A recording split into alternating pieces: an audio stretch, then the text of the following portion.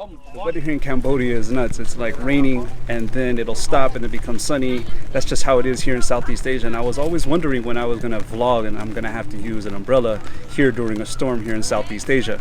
But what I used to do in my videos is, the videos I used to always make were just videos of the cities I would visit. And then I transitioned to making vlogs of the cities I would visit. But now I'm actually going to do both for every city I visit. I'm going to vlog as well as just show you a short tour of the city, but I'll narrate, which I never used to do before. I'm currently outside the ruins of Angkor Wat, which is in Cambodia, outside the city of Siem Reap. It's supposedly believed to be the world's largest single religious monument in the world. So I'll show you guys this as well as everything here in Cambodia, and I hope you guys enjoy. Thanks. Okay, sir, please.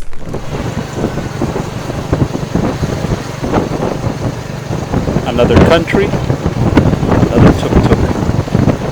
Cambodia.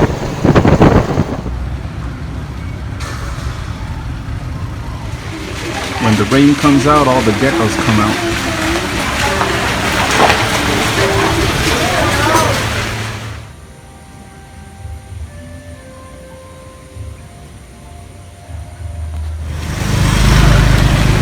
As you can see, the city is not really made for pedestrians to walk because you have to get into the street to pass by and just get around. So if you want to get your feet cleaned, you sit in there, you put your feet in there and they eat all your dead skin. So for all of you that are scared, they don't bite, they just suck. And get a drink while you sit and get your feet eaten.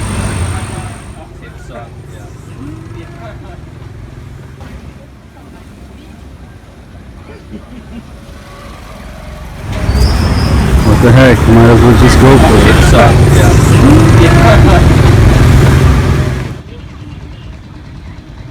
So this is the moat around the city, and I think it's gonna start raining. So it's interesting because when I smell incense, I actually think of my early days of my conversion to Islam, because we burnt so much incense, I guess as a replacement to what else we were burning.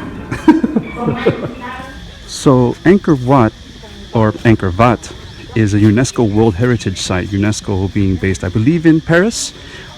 Several things that it does, but one of them is preservation of World Heritage Sites. I think it's comprised of about 200 countries. You have to pay membership fees, but it's just to preserve and conserve and sustain like all these, I guess, different sites, places that preserve the, I guess, the human story. They're saying like at its height, this was the center. They said it probably the pre-modern, it may have been the largest city in the world pre-modern history because it housed, they said, up to 1 million people because it's a hydraulic water city, and they had like a complicated water system that was able to sustain and provide water to people when it was non-monsoon season, and they're still using the system till today. So that was the entrance. It's a massive piece of land that was held together because of its infrastructure. And the Angkor Wat temple, the 4 towers that you can see I'm going to be entering, was at the center of the, I believe it was like the Khmer Empire. So when you go in, this is what you see. It was a water where they would come to wash themselves of their sins.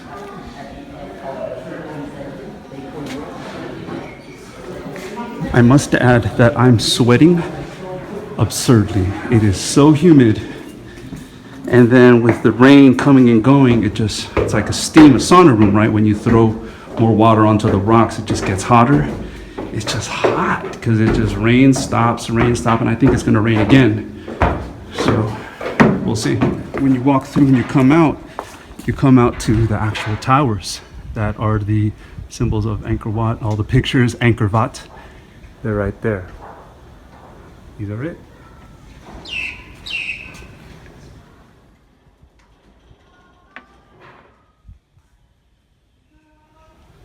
It's just a personal thing I like to do is I like to touch like these old heritage sites and just old things, just because I don't know, it's just amazing to be that 1,000 years ago someone was toiling over this, this step. They were engraving it, they were putting the stone there, and here I am 1,000 years later able to enjoy it and take it all in. I might be thinking a bit too deep about it, but yeah, I like to touch it and feel it, because it's just odd when I think of the human experience.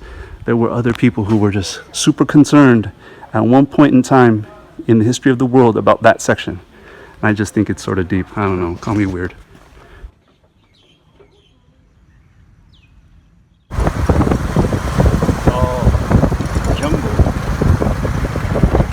So now walking up to the temple, which was the scene for the movie Tomb Raider.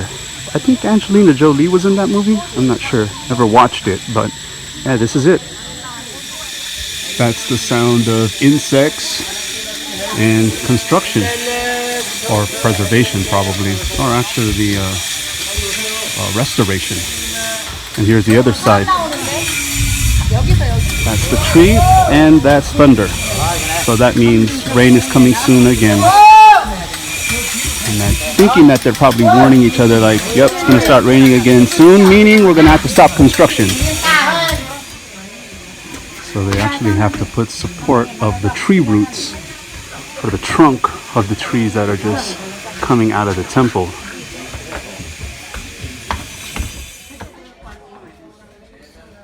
So actually overhearing the tour guide, this is where they filmed parts of the Tomb Raider. Trees coming out of the temple just seem to be a staple here. And now I know why Cambodian oud is the most prized in the world. They just have that kind of look and make.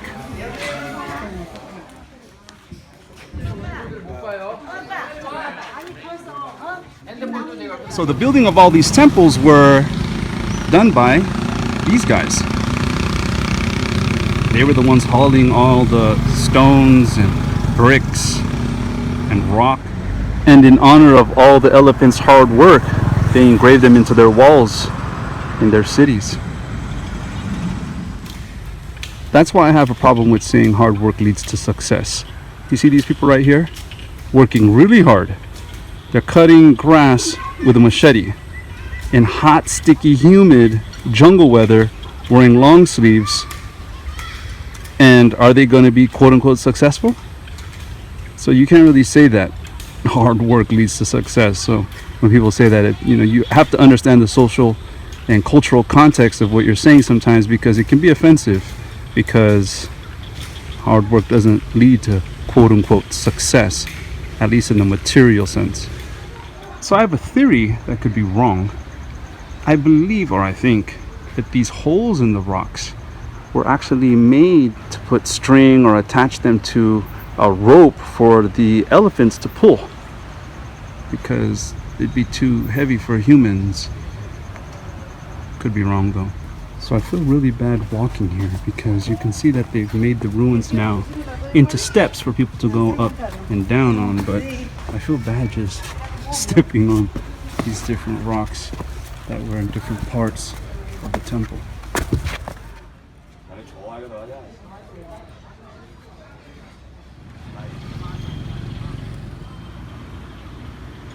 So you got these guys eating the fruits falling from the tree. There's a whole bunch of them everywhere. They're like crossing, hanging out over there. So they use the rope to get up, grab some fruit from the trees, or these guys who are just waiting for the fruits to fall from the tree. I don't know what kind of monkeys these are, but there's a whole bunch of them on that other side. I was wondering, why is it raining? I thought it stopped raining, but these guys are above me hitting the leaves, and all the water on the leaves are falling on me. So they're working as a team. I got it. So I get it. I thought the fruits were just falling from the tree naturally, but nah, there's guys up there who are hitting the fruits, and all their buddies are down here collecting, reaping the fruits of their hard work. So the real thing, elephants, the guys who pretty much built all of this and what's inside those walls. So these guys maneuver and direct the elephants with their feet. So that's why they can just be chilling up there like that. And I believe some monks are gonna go for an elephant ride. When was the last time you saw Buddhist monks riding on an elephant on a Tuesday?